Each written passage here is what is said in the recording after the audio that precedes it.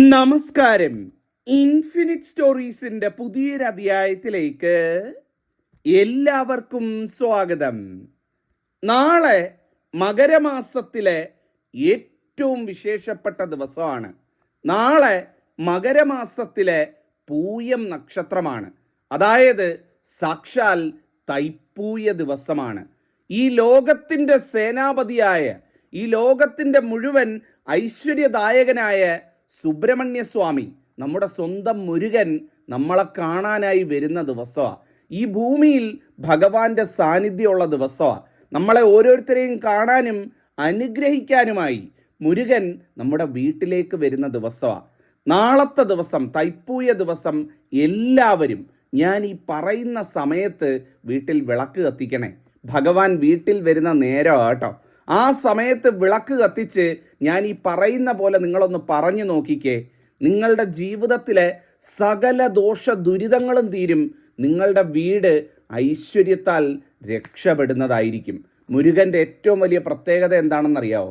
മനസ്സറിഞ്ഞ് വിളിച്ചു കഴിഞ്ഞാൽ വാരിക്കോരി കൊടുക്കുമെന്നാണ് പറയുന്നത്. എന്താ വാരിക്കോരി കൊടുക്കുക എന്ന് പറഞ്ഞാൽ, നമ്മൾ പ്രാർത്ഥിച്ചതിൻ്റെ 100 മടങ്ങായിരിക്കും നമുക്ക് ഐശ്വര്യം വരുന്നെന്ന് പറയുന്നത്. നിങ്ങൾ നോക്കിക്കോളൂ, ലോകത്തുള്ള എല്ലാ അതിസമ്പന്നരായിട്ടുള്ള വ്യക്തികളും, ലോകത്തുള്ള വലിയ രീതിയിൽ ഉയർച്ച ജീവിതത്തിൽ കൈവരിച്ച ഹിന്ദുക്കളായിട്ടുള്ള വ്യക്തികളൊക്കെ മുരുക ഭക്തരായിരിക്കുമെന്ന് കാണാൻ സാധിക്കും. ഇതിൻ്റെ കാര്യമെന്ന് പറയുന്നത്, ഭഗവാൻ അനുഗ്രഹിച്ച വാരിക്കോരി കൊടുക്കും. അതായത് നമ്മൾ ആഗ്രഹിച്ചതിൻ്റെയൊക്കെ എത്രയോ അപ്പുറം നമ്മളെ ഐശ്വര്യവും സമൃദ്ധിയും കൊണ്ട് മൂടുന്ന ദേവനാണ് മുരുക ഭഗവാൻ എന്ന് പറയുന്നത്. ആ മുരുക ഭഗവാനെ പ്രാർത്ഥിക്കാൻ കിട്ടുന്ന ഏറ്റവും നല്ല ദിവസമാണ് കേട്ടോ തൈപ്പൂയ ദിവസം എന്ന് പറയുന്നത്. ഭഗവാൻ ഏറ്റവും സന്തോഷവാനായി കാണപ്പെടുന്ന ദിവസമാണ്.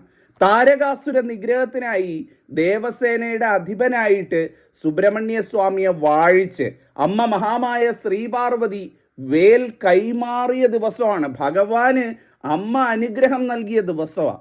അതിൽ പരം പുണ്യം വേറെ കിട്ടാനുണ്ടോ? തൈപ്പൂയ ദിവസം ഭഗവാനെ പ്രാർത്ഥിക്കുന്നത് ശിവഭഗവാന്റെയും ശ്രീപാർവതിയുടെയും കൂടെ അനുഗ്രഹം നമുക്ക് നേടിത്തരുമെന്നാണ് പറയുന്നത്. അപ്പം അത്രയും ചൈതന്യമുള്ള ദിവസമാണ് നാളെ. ഞാൻ ഈ പറയുന്ന സമയത്ത് എല്ലാവരും വീട്ടിൽ വിളക്ക് വെച്ച് ഭഗവാനെ തൊഴണം കേട്ടോ. ഭഗവാനെ മനസ്സിൽ വിചാരിച്ചുകൊണ്ട് പ്രാർത്ഥിക്കണം കേട്ടോ. ഈ സമയം എന്ന് പറയുന്നത് ഭഗവാന്റെ സാന്നിധ്യമുള്ള സമയമാണ്. കേരളത്തിൽ അങ്ങോളം ഇങ്ങോളമുള്ള ചെറുതും വലുതുമായിട്ടുള്ള എല്ലാ സുബ്രഹ്മണ്യ ആലയങ്ങളിലും സുബ്രഹ്മണ്യ പ്രതിഷ്ഠ എവിടൊക്കെയുണ്ടോ അവിടെ എല്ലാം പ്രത്യേക സുബ്രഹ്മണ്യ പൂജ നടക്കുന്ന സമയമാണ് ഞാൻ ഈ പറഞ്ഞു തരാൻ പോകുന്ന സമയം എന്ന് പറയുന്നത്. എൻ്റെ പൂജയും നടക്കുന്ന സമയമാണ്. അപ്പോൾ നിങ്ങളെല്ലാവരും ആ ഒരു സമയത്ത് സുബ്രഹ്മണ്യനെ വീട്ടിൽ വിളക്ക് വെച്ച് ഞാൻ ഈ പറയുന്ന മന്ത്രം ചൊല്ലി അങ്ങ് പ്രാർത്ഥിക്കുക. നിങ്ങളുടെ വീട് രക്ഷപ്പെടും. എൻ്റെ പൂജയും നിങ്ങളുടെ വീട്ടിലുള്ള വിളക്ക് കത്തിച്ച് പ്രാർത്ഥനയും എല്ലാം കൂടെ ചേരുമ്പം സർവം മംഗളമായി കിട്ടുകയും ചെയ്യുന്നതാണ്. അപ്പോൾ ദീർഘിപ്പിക്കുന്നില്ല, ഞാൻ സമയം പറയാം. എല്ലാവരും മറക്കാതെ ഈ സമയത്ത് വിളക്ക് കത്തിക്കുക, ഐശ്വര്യമായിട്ട് ഭഗവാനെ തൊഴുക എന്നുള്ളതാണ്. ഒന്നാമതായിട്ട് പറഞ്ഞുകൊള്ളട്ടെ, നാളത്തെ ദിവസം യാതൊരു കാരണവശാലും വീട് ഇരുണ്ട് കിടക്കാൻ പാടില്ല എന്നുള്ളതാണ്. എന്താണ് ഇരുണ്ട് കിടക്കാൻ പാടില്ല? 2 നേരത്തിൽ ഏതെങ്കിലും ഒരു നേരം വീട്ടിൽ വിളക്ക് കത്തിച്ചിട്ടുണ്ടാവണം. 2 നേരവും വീട്ടിൽ വിളക്കില്ലാതിരിക്കുന്ന ഒരവസ്ഥ ഉണ്ടാകരുത്. രാവിലെ പറ്റിയില്ല എന്നുണ്ടെങ്കിൽ വൈകുന്നേരം കത്തിക്കുക, വൈകുന്നേരം പറ്റാത്തവരുണ്ടെങ്കിൽ രാവിലെ കത്തിക്കുക. 2 നേരവും വീട് ഇരുണ്ട് കിടക്കാനായിട്ട് ഇടവരുത്തരുത് കേട്ടോ. അതീവ ദോഷകരമായിട്ടുള്ള കാര്യമാണ്. ഞാൻ എടുത്തു പറയുകയാണ്, മറ്റൊന്നും കൊണ്ടല്ല. ഭഗവാൻ നമ്മളെ അനുഗ്രഹിക്കാനായി എത്തും. ഭഗവത് കോപം വിളിച്ചു വരുത്തരുത് എന്നുള്ളതാണ്. രാവിലെ വിളക്ക് കത്തിക്കുന്നതാണ് തൈപ്പൂയത്തെ സംബന്ധിച്ചിടത്തോളം ഏറ്റവും ഐശ്വര്യം എന്ന് പറയുന്നത്. രാവിലെ പറ്റുന്നില്ല എന്നുണ്ടെങ്കിൽ മാത്രം വൈകുന്നേരം വിളക്ക് കത്തിച്ച് വൈകുന്നേരവും ഞാൻ ഈ പറയുന്ന രീതിയിൽ പ്രാർത്ഥിക്കാവുന്നതാണ്. രാവിലെ പറ്റുന്ന എല്ലാവരും ഞാൻ ഈ പറയുന്ന മുഹൂർത്തത്തിൽ, ഭഗവാൻ വരുന്ന മുഹൂർത്തമായിട്ട് കണക്കാക്കുന്ന മുഹൂർത്തമാണ് രാവിലെ 5:05 അതായത് രാവിലെ വെളുപ്പാങ്കാലത്ത് 5:05 6:50 ഇടയിലുള്ള സമയം. 5:05 6:50. 5:05 ആദ്യം വിളക്ക് കത്തിക്കേണ്ട രാവിലത്തെ സമയം. രാവിലെയൊക്കെ എഴുന്നേൽക്കുന്നവർ 5:05 വിളക്ക് കത്തിക്കുക. അത് കഴിഞ്ഞ് വരുന്നവർ 6:50 കത്തിച്ചാൽ മതി.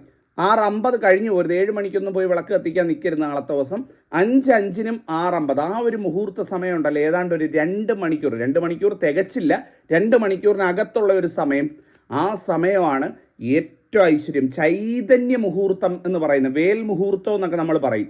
ആ ഒരു വേൽ മുഹൂർത്തമാണ് 5:05-നും 6:50-നും ഇടയിലുള്ള സമയം എന്ന് പറയുന്നത്. അപ്പോൾ എല്ലാവരും രാവിലെ ഒരു 6 മണി 6:30 കത്തിച്ചാലും മതി, ഏറ്റവും നല്ലതാണ്. 5:05-നും 6:50-നും ഇടയ്ക്കായിരിക്കണം എന്ന് മാത്രം രാവിലെ കത്തിക്കുന്നവർ. ഇനി രാവിലെ തീരെ നിവൃത്തിയില്ല, തിരുമേനി വൈകിട്ടേ വീട്ടിൽ കത്തിക്കാൻ പറ്റുന്നുള്ളൂ, രാവിലെ തിരക്കാണല്ലേ, മറ്റു കാര്യങ്ങളുണ്ട്, ക്ഷേത്രത്തിൽ പോകണം, അങ്ങനെയൊക്കെ വിഷമിക്കുന്നവരുണ്ട് എന്നുണ്ടെങ്കിൽ വൈകുന്നേരത്തെ മുഹൂർത്തം എന്ന് പറയുന്നത് 6:20 മുതൽ 6:47 വരെയുള്ള 27 മിനിറ്റ് സമയമാണ്. സന്ധ്യയ്ക്ക് 27 മിനിറ്റ് ഏറ്റവും ചൈതന്യപ്രഭാവമുള്ള മിനിറ്റുകളാണ്, അല്ലെങ്കിൽ മുഹൂർത്തമാണ് എന്ന് പറയാൻ സാധിക്കും. ആ സമയത്ത് വിളക്ക് കത്തിക്കുന്നതായിരിക്കും ഏറ്റവും നല്ല. 6:20-നും 6:47-നും ഇടയ്ക്ക്. അപ്പോൾ ഈ സമയത്ത് വേണം രാവിലെയും വൈകുന്നേരവും വിളക്ക് കത്തിക്കുന്നവർ വിളക്ക് കത്തിക്കാൻ. ആ സമയത്ത് വിളക്ക് വെച്ച് ഞാനൊരു മുരുക മന്ത്രം പറഞ്ഞു തരാം, അതങ്ങ് ചൊല്ലി ആ നിലവിളക്ക് തൊഴുകയേ വേണ്ടുള്ളൂ, ബാക്കിയെല്ലാം ഭഗവാൻ നോക്കിക്കോളും എന്നുള്ളതാണ്. നിങ്ങൾക്ക് എന്ത് സങ്കടം ഉണ്ടെങ്കിലും അത് ഭഗവാനോട് പറയൂ, തീർത്തു തരും. നിങ്ങൾക്ക് എന്ത് ആഗ്രഹം സാധിക്കണമെന്നുണ്ടെങ്കിലും ഭഗവാനോട് പറയൂ. എത്ര വലിയ മല കടന്നിട്ടായാലും ഭഗവാൻ അത് നിങ്ങൾക്ക് നേടിത്തരികയും ചെയ്യുന്നതാണ്. ഞാൻ പറഞ്ഞല്ലോ, വാരിക്കോരി തരുന്ന ദൈവമാണ്. അനുഗ്രഹിച്ചു കഴിഞ്ഞാൽ പിന്നെ ഒരു തിരിഞ്ഞോട്ടം ജീവിതത്തിൽ ഉണ്ടാവില്ല, ഉയർച്ചയുടെ കൊടുമുടി കയറും എന്നുള്ളതാണ് ഏറ്റവും സത്യമായിട്ടുള്ള കാര്യമാണിത്. അപ്പോൾ ഈ ഒരു സമയത്ത് മുഹൂർത്തം വിട്ട് പോകേണ്ട സമയത്ത് വിളക്ക് കത്തിക്കുക.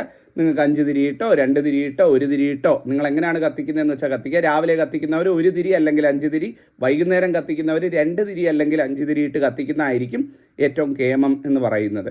നാളത്തെ ദിവസം പ്രാർത്ഥിക്കുന്ന സമയത്ത്, നിലവിളക്ക് വെച്ച് പ്രാർത്ഥിക്കുന്ന സമയത്ത് നിലവിളക്കിൻ്റെ മുന്നിൽ ഞാൻ ഈ പറയുന്ന ഒരു കാര്യം വെക്കണം കേട്ടോ. കാര്യം മറ്റൊന്നുമല്ല, ഒരു നല്ല ഒരു പ്ലേറ്റ് അല്ലെങ്കിൽ ഒരു പാത്രം അല്ലെങ്കിൽ ഒരു പൂജാതാലം എടുക്കുക. ആ പൂജാതാലത്തിൽ 3 ചെറിയ കിണ്ണപാത്രങ്ങൾ വെക്കുക. എന്താണ് ഈ കിണ്ണപാത്രം എന്ന് പറഞ്ഞാൽ? ചെറിയ പാത്രം ഉണ്ടല്ലോ, ചെറിയ പീലിസ് പാത്രം പോലുള്ള പാത്രം 3 ഒരു വലിയ പൂജാതാലത്തിലോ അല്ലെങ്കിൽ ഒരു വലിയ പ്ലേറ്റിലോ വെക്കുക. വെച്ചിട്ട് ഒരു പാത്രത്തിൽ, അതിൽ വെച്ചിരിക്കുന്ന ഈ വലിയ പാത്രത്തിൽ വെച്ചിരിക്കുന്ന 3 പാത്രങ്ങൾ, ഒന്നിൽ ഒരു പിടി അരി, നമ്മുടെ വീട്ടിൽ നമ്മൾ അരി ഇടുന്ന അരി ഉണ്ടാവുമല്ലോ എല്ലാ ദിവസവും, നമ്മൾ ഉപയോഗിക്കുന്ന ചാക്കരിയോ അല്ലെ പച്ചരിയോ ഏതായാലും മതി, നമ്മൾ വീട്ടിൽ ഉപയോഗിക്കുന്ന അരി ഉണ്ടാവുമല്ലോ, മനോഹരമായിട്ട് ആ അരിപ്പാത്രത്തിൽ പോയി ഒരു പിടി അരി എടുത്ത് ഒരു കുമ്പിളിൽ വെക്കുക. രണ്ടാമത്തെ പാത്രത്തിൽ അതിൽ വെക്കേണ്ടതെന്ന് പറയുന്നത് ഏതെങ്കിലും ഒരു പഴവർഗ്ഗം, ഒന്നോ അല്ലെ ഒരു പിടിയോ വെക്കുക. അത് ഉദാഹരണത്തിന് ഒരു പടലപ്പഴം വയ്ക്കാം, അല്ലെങ്കിൽ മാമ്പഴമോ ആപ്പിളോ, അങ്ങനെ എന്ത് പഴവർഗ്ഗമാണ് നിങ്ങളുടെ വീട്ടിലുള്ളത് അതിലൊരു പഴവർഗ്ഗം അതിൽ വയ്ക്കുക. മൂന്നാമത്തെ താലത്തിൽ എന്ന് പറയുന്നത് ഒരു പിടി നാണയം ഉണ്ടാവുമല്ലോ, ചില്ലറ മാറി വെച്ചിരിക്കുന്ന നാണയം, അതൊരു പിടി ഒരെണ്ണത്തിൽ വയ്ക്കുക. അങ്ങനെ ഈ വലിയ പാത്രത്തിൽ ഈ 3 കിണ്ണപ്പാത്രങ്ങൾ വെച്ച് ആ ഒരു താലം ഉണ്ടല്ലോ, ആ താലം മനോഹരമായിട്ട് വീട്ടിൽ നിലവിളക്ക് കത്തിച്ചിട്ട് ആ നിലവിളക്കിൻ്റെ അടുത്ത് മുരുക ചിത്രം ഉണ്ടെങ്കിൽ മുരുക ചിത്രം വെച്ചിട്ട്, മുരുക ചിത്രം ഇല്ല എന്നുണ്ടെങ്കിൽ നിലവിളക്കിനെ തന്നെ സുബ്രഹ്മണ്യനായിട്ട് സങ്കല്പിച്ചുകൊണ്ട് ആ നിലവിളക്കിൻ്റെ മുന്നിൽ ഐശ്വര്യമായിട്ട് സമർപ്പിച്ചുകൊണ്ട് 2 കൈകളും കൂപ്പിക്കൊണ്ട് ഞാൻ 3 മന്ത്രം പറഞ്ഞു തരാം കേട്ടോ. ഈ 3 മന്ത്രം അങ്ങ് ചൊല്ലണം. ഈ മന്ത്രം ചൊല്ലിയാൽ എന്താ ഗുണമെന്നറിയാവോ? സുബ്രഹ്മണ്യ സ്വാമിയുടെ അനുഗ്രഹം മാത്രമല്ല, ശിവഭഗവാന്റെയും നമ്മളുടെ എല്ലാം ലോകപിതാവായിട്ടുള്ള നമ്മളുടെ ശിവനച്ഛൻ പൊന്നുതമ്പുരാൻ്റെയും അമ്മ ശക്തിസ്വരൂപിണി ശ്രീ പാർവതിയുടെയും പൊന്നുതമ്പുരാട്ടിയുടെയും ശ്രീ മുരുകൻ്റെയും 3 പേരുടെ അനുഗ്രഹം നമുക്ക് ഒന്നിച്ച് കിട്ടും കേട്ടോ. എല്ലാവരും ഇത്തരത്തിൽ സമർപ്പിച്ചുകൊണ്ട് 2 കൈകളും കൂപ്പി നിലവിളക്ക് കത്തിച്ച് ഐശ്വര്യമായിട്ട് വെച്ചിട്ട് അതിന് മുന്നിൽ ഈ പാത്രവും ഈ പറഞ്ഞ 3 കാര്യങ്ങളും, അരി വീട്ടിലുണ്ട്, അതുപോലെ തന്നെ നമുക്ക് പഴവർഗ്ഗങ്ങൾ ഏതെങ്കിലും ചിലപ്പോൾ ഒന്ന് വാങ്ങേണ്ടി വരുമായിരിക്കും, അല്ലെ വീട്ടിൽ തന്നെ കാണും, അതും വെക്കുക.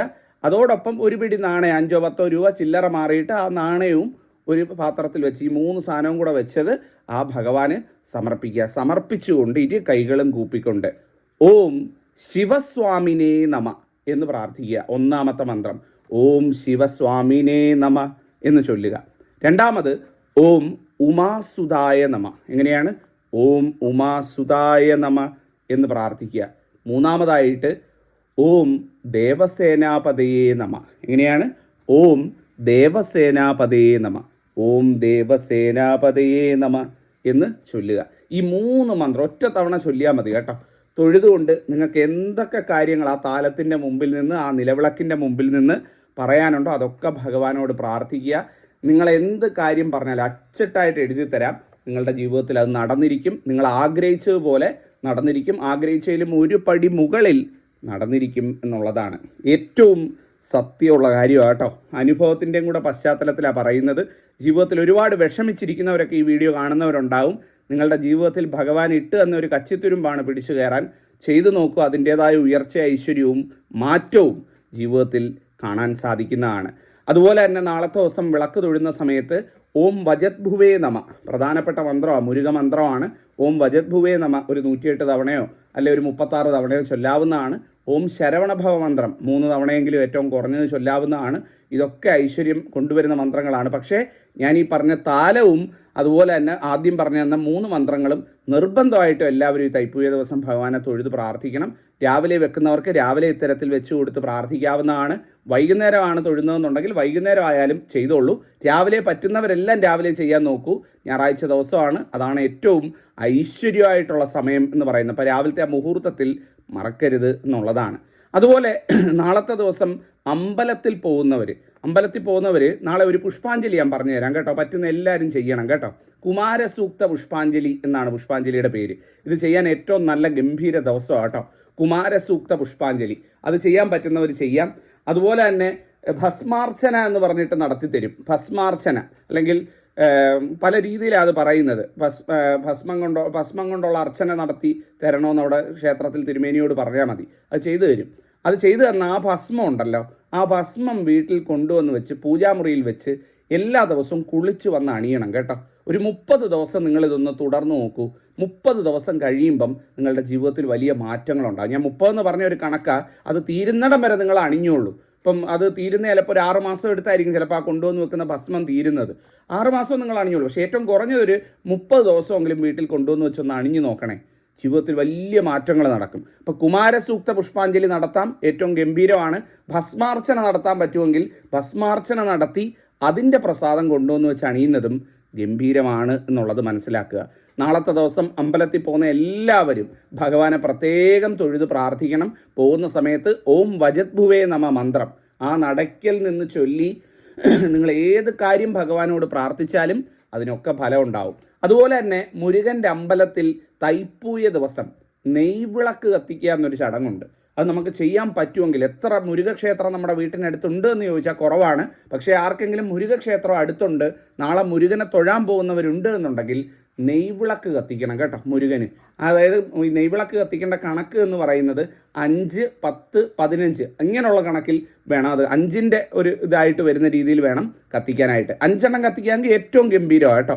5 കൂടുതലും കത്തിക്കുക. 5 എണ്ണം ഏറ്റവും കുറഞ്ഞത് മുരുകന് നെയ്വിളക്ക് എഴുതിച്ച് കത്തിക്കണം കേട്ടോ. നിങ്ങളുടെ ജീവിതത്തിലെ ദുഃഖങ്ങൾ തീരാൻ ഏറ്റവും നല്ലതാണ്. ജീവിതത്തിൽ ഒരുപാട് സങ്കടങ്ങൾ, ദുഃഖങ്ങൾ, വിഷമങ്ങൾ, ഒരുപാട് മനപ്രയാസങ്ങളൊക്കെ അനുഭവിക്കുന്നവരുണ്ടാവും. ഒരുപക്ഷെ വീഡിയോ കാണുമ്പം പോലും മനസ്സ് വല്ലാതെ അലട്ടിക്കൊണ്ടിരിക്കുന്നുണ്ടാവും. ദൈവമേ നാളെ എന്താകും, ഭാവിയെപ്പറ്റി ഓർത്തിട്ട് ഒരു സമാധാനമില്ലല്ലോ എന്നൊക്കെ വിഷമിച്ചിരിക്കുന്നവരുണ്ടാവും. ഒരു വിഷമവും വേണ്ട. നാളെ മുരുകൻ്റെ അമ്പലത്തിൽ പോയി 5 നെയ്വിളക്ക് കത്തിച്ച് മുരുകനെ തൊഴുതു വരൂ. ദിവസങ്ങൾക്കുള്ളിൽ എല്ലാ പ്രശ്നങ്ങളും തീരും കേട്ടോ. ഏറ്റവും ഐശ്വര്യമായിട്ടുള്ള കാര്യമാണ്. പറ്റുന്ന എല്ലാവരും അത് ചെയ്യുക എന്നുള്ളതാണ്. ഒരുപക്ഷെ ഭഗവാനായിട്ട് നിങ്ങളുടെ മനസ്സിൻ്റെ മനപ്രയാസം കണ്ട് എന്നെക്കൊണ്ട് ഇന്നിവിടെ പറയിച്ചതായിരിക്കും. ഭഗവാൻ വിചാരിക്കുക ഒന്നും ഇവിടെ നടക്കുന്നില്ലല്ലോ. അപ്പം ഞാൻ പറയുന്നത് നിങ്ങൾ കേൾക്കുന്ന എല്ലാം ഭഗവാന്റെ ഇച്ഛയാണ്. അപ്പോൾ ആ ഭഗവാന്റെ ഇച്ഛ മൂലം നമ്മുടെ ജീവിതത്തിൽ ഒരു മാറ്റം കൊണ്ടുവരാനായിട്ട് ഭഗവാൻ ഒരു വഴി എന്നെക്കൊണ്ട് പറയിച്ചതാണ്. അപ്പം ഇത്തരത്തിൽ നെയ്വിളക്ക് തെളിയിച്ച് അമ്പലത്തിൽ പോകുന്നവർ, അല്ലാത്തവരെ ഞാൻ നിർബന്ധിക്കുന്നില്ല, പോകുന്നവർ ചെയ്യൂ. അതിൻ്റെ ഗുണം നിങ്ങൾക്കും കുഞ്ഞുങ്ങൾക്കും കുടുംബത്തിനും മൊത്തത്തിൽ കിട്ടുന്നതായിരിക്കും എന്നുകൂടി പറയട്ടെ. അപ്പം നാളത്തെ മുഹൂർത്തം ആരും മറക്കണ്ട. ആ സമയത്ത് തന്നെ വിളക്ക് വെച്ച് പ്രാർത്ഥിക്കുക. ദുഃഖങ്ങളും ദുരിതങ്ങളും ഒക്കെ ഭഗവാൻ തീർത്തു തരും. അതായത് താരകാസുര നിഗ്രഹത്തിനായി പോകുന്ന ഭഗവാന്, അതായത് സ്കന്ദനായിട്ടുള്ള ശ്രീ മുരുകന് ശ്രീ പാർവതി വേല് കൊടുത്ത ദിവസമാണ്. ആ വേലിൻ്റെ പ്രസക്തി അറിയാമല്ലോ. എല്ലാ തരത്തിലുള്ള ദുഷ്ടശക്തികളെയും നിഗ്രഹിക്കാനായിട്ട് ആയുധം കൊടുത്ത ദിവസമാണ്. അതെല്ലാ ദുഷ്ടത്തരങ്ങളും എല്ലാ അന്ധകാരത്തെയും നീക്കി ഐശ്വര്യവും സമൃദ്ധിയും വരാൻ ഉതകുന്ന ദിവസമാണ് തൈപ്പൂയ ദിവസം എന്ന് പറയുന്നത്. അപ്പോൾ ആരും വിട്ടുകളയരുത്. നാളത്തെ ദിവസം എല്ലാവരും ഇത് ചെയ്യുക. ഭഗവാൻ അനുഗ്രഹിക്കട്ടെ. ഞാൻ എൻ്റെ പൂജയിലും ഭഗവാന്റെ അടുത്ത് ചൊല്ലിപ്പറയുന്നു, നന്നായിരിക്കട്ടെ, എല്ലാവർക്കും നല്ലത് വരട്ടെ. നിങ്ങൾക്കും കുഞ്ഞുങ്ങൾക്കും കുടുംബത്തിനും ജഗദീശ്വരൻ ശ്രീ മുരുകൻ സുബ്രഹ്മണ്യൻ്റെ അനുഗ്രഹം ഉണ്ടാവട്ടെ പ്രാർത്ഥിക്കുന്നു. എൻ്റെ അമ്മ മഹാലക്ഷ്മി നിങ്ങൾക്കും കുഞ്ഞുങ്ങൾക്കും കുടുംബത്തിനും എല്ലാ സൗഭാഗ്യങ്ങളും നൽകട്ടെ എന്നൊരിക്കൽ കൂടി മനസ്സിൽ തട്ടി പറയുന്നു. നന്ദി, നമസ്കാരം.